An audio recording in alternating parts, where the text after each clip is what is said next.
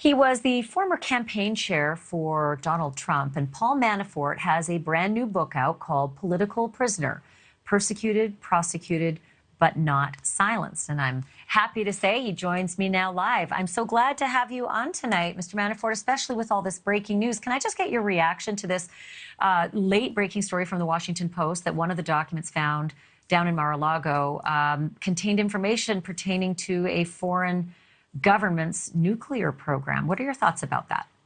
Well, it's an anonymous source, I noticed, and it's very similar to what I was dealing with through 3 years, the special counsel, where with a gag order on me and being in solitary confinement, the government was leaking documents that were leaking information about my guilt, according to them. And much of what they leaked was totally false in the end. Never, of course, retracted, which is one of the reasons why I wrote my book.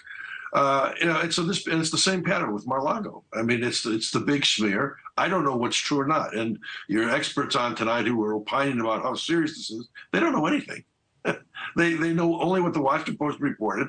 And the Washington Post reported a lot of things that weren't true during my personal crisis. And they've been known to take their shots at Donald Trump. So I don't know what's true or not. But the point is, this is a former president. And the fact that a former president has the documents is significantly different than what Hillary Clinton had. And it was in his basement. Then I noticed on your show tonight, your guests were trying to make a big deal about who was walking in and what if it was a foreigner and what did that mean? Well, none of that means anything. That's all their speculation from people who hate Trump. And both of those people do. If you're but do you think, Mr. Manafort, do you think that having documents like this at Mar-a-Lago, which is a semi-private, right? It's a country club. And there was surveillance video that showed people going in and out of that pool room and actually changing the containers that those documents were contained in. Do you think that's an appropriate way to treat classified documents to the tune of about 300 of them? Well, it's actually, from what I understand, 11 documents, but that's neither here nor there, because the point is, I don't know what the process was in Mar-a-Lago with those documents. I know that they weren't accessible through the internet, which was much less dangerous as a result than what Hillary Clinton had on her servers. And I disagree a little bit with what your IG report said, because there's enough evidence out there that shows that there were classified documents on her server, not just buried in threads. And those classified documents were hacked, and so the problem we have here, and this is the real problem we have, is that our Department of Justice and the FBI have lost credibility. They've been caught up in enough political activities that they've lost credibility. And that's not to say everybody is political. That's not to say everything that's done at those places is wrong. Not at all. But when you get into the mud, you get dirty, and they've gotten into the mud, and now they want to be sacrosanct. Regardless of what what the impression is, right? Because everyone will have a feeling about that. That's certainly entrenched in a lot of people's political feelings right now. I believe you there. Regardless of that, some people in the Trump orb, Alan Dershowitz for one, and Bill Barr for another, have said they believe, rightly or wrongly, that an indictment is coming to Donald Trump. Do you believe that? I don't know. I mean, certainly, the whole play here is the Big Bang, to try and deflect from the November elections and the record that the Democrats have to run on. And so this is all consistent with that.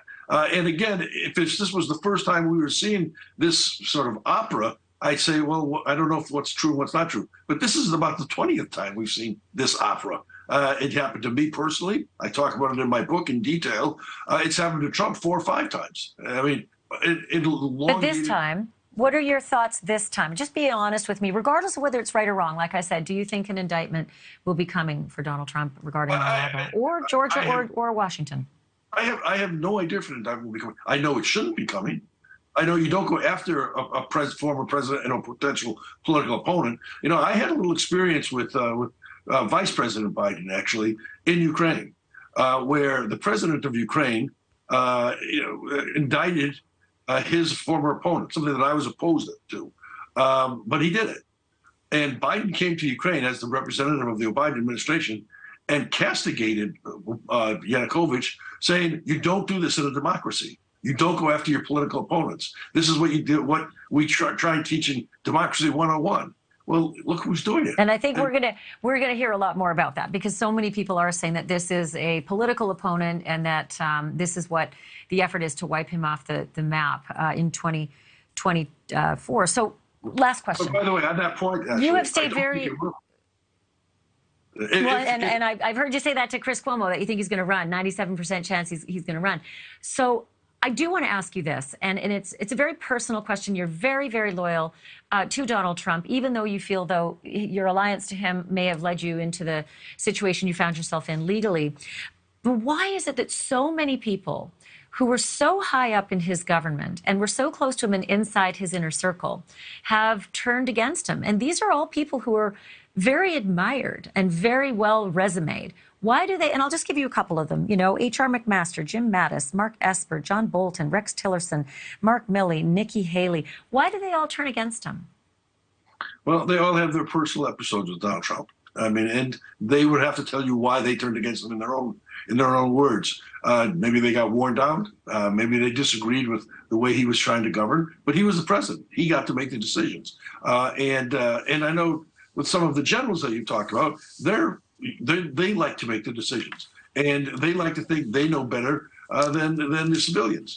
And there were some serious disagreements that I'm aware of, not personally, but aware of, during the course of his administration. And they had the relationships broke down for whatever reason. Each of them probably different.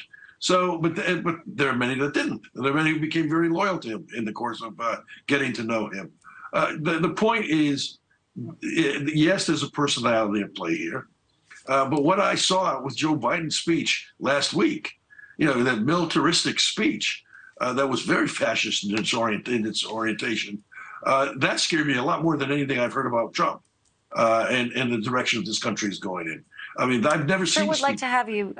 I sure would like to have you back, because I think there's so much still to talk about. I'll just give another plug for your book. It's called Political Prisoner, Persecuted, Prosecuted, but Not Silenced. Paul Manafort, thanks for coming on. I really appreciate it. Look forward to our next time. Thank you. I appreciate the chance. Thank you for watching. Go to newsnationnow.com to find NewsNation on your television provider. And don't forget to click the red subscribe button below to get more of NewsNation's fact-driven, unbiased coverage.